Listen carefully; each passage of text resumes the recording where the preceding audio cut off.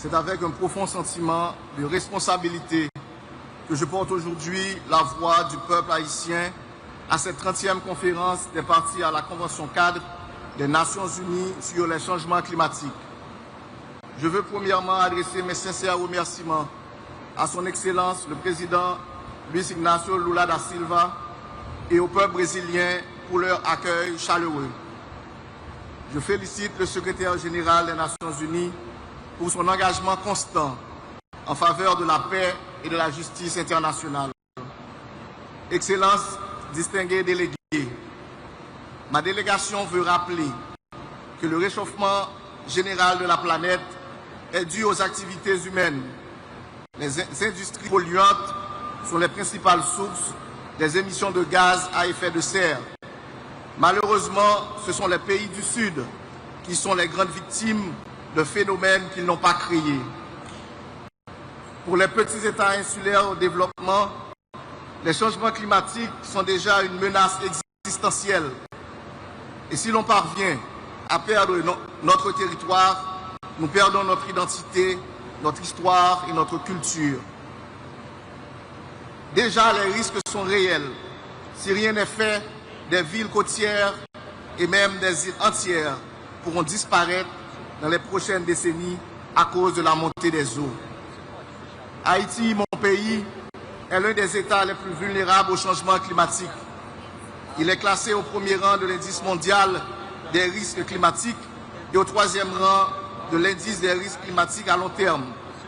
Il fait face à la sécheresse, aux inondations côtières, à la salinisation des sols, à une érosion de sa biodiversité et à une baisse du rendement agricole.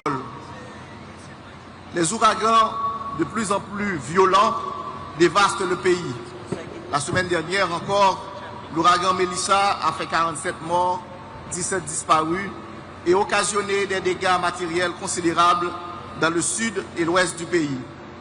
Le Conseil présidentiel de transition a une pensée émue à l'intention des victimes haïtiennes et met en œuvre en ce moment un plan de réponse adapté aux pertes et aux besoins. Nous profitons aussi de l'occasion pour adresser nos sympathies aux autres peuples de la région caribéenne touchés par cette catastrophe. Excellences, distingués délégués, l'État haïtien a toujours agi pour répondre à ses engagements visant l'atténuation en luttant pour l'adaptation du pays. Depuis 2005, la législation nationale continue d'être actualisée pour répondre aux défis environnementaux et climatiques. Mon pays a présenté plusieurs communications nationales et a élaboré un plan d'action national d'adaptation et une politique nationale sur les changements climatiques.